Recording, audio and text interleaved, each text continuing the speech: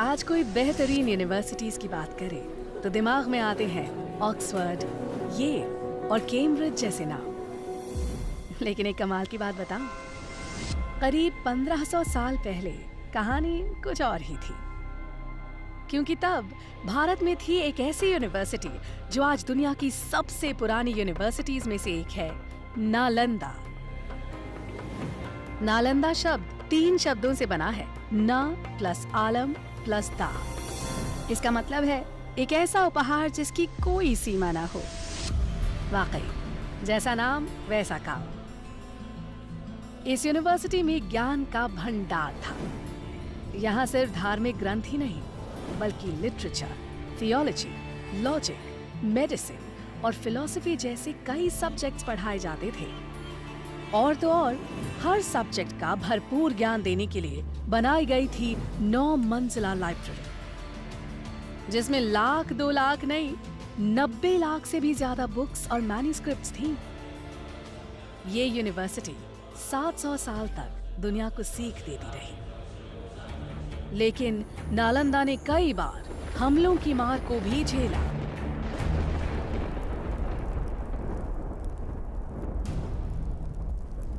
आखिरकार 12वीं शताब्दी में एक हमले में बख्तियार खिलजी ने नालंदा को जला दिया। और माना जाता है कि इसकी लाइब्रेरी 3 महीने तक जलती रही और ज्ञान का वो खजाना जो संभाल कर रखा गया था धुएं में खो गया।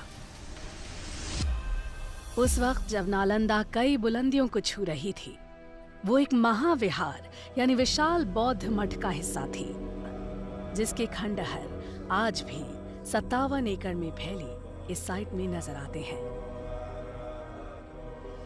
कुछ रिकॉर्ड्स के मुताबिक नालंदा दरअसल आम के बगीचे पर बनी थी, जिसे 500 व्यापारियों ने गौतम बुद्ध को तोहफे में दिया।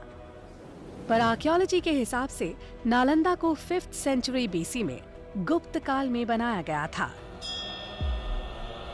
उसके बाद गुप्त काल में इस जगह का और डेवलपमेंट हुआ और ये एक विहार से 7वीं शताब्दी तक महाविहार बन चुका था। अलग अलग दौर में यहाँ कई महान टीचर्स ने पढ़ाया, जैसे नागार्जुना, बुद्धपालिता, शांत रक्षिता और आर्यदेव।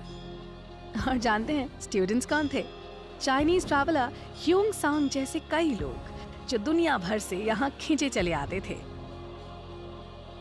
यहाँ पर पूरे विश्व से, चीन से, म्यांमार से, श्रीलंका से अनेक प्रांतों के लोग इस जगह पर शिक्षा ग्रहण करने के लिए आया करते थे इस महाविहार में। लेकिन इस सब के बावजूद नालंदा वक्त की मार को नहीं झेल पाई। इसीलिए डॉक्टर अब्दुल कलाम की पहल से नालंदा ने एक मॉडर्न इंटरनेशनल यूनिवर्सिटी के रूप में फिर से जन्म लिया। नालंदा जैसी यूनिवर्सिटी इस बात का सबूत है कि भारत का ज्ञान सदियों से दुनिया को रोशन कर रहा है। हम उम्मीद करते हैं कि वक्त एक बार फिर करवट लेगा और बेहतरीन एजुकेशन की तलाश करता हर इंसान कहेगा, it happens only in India.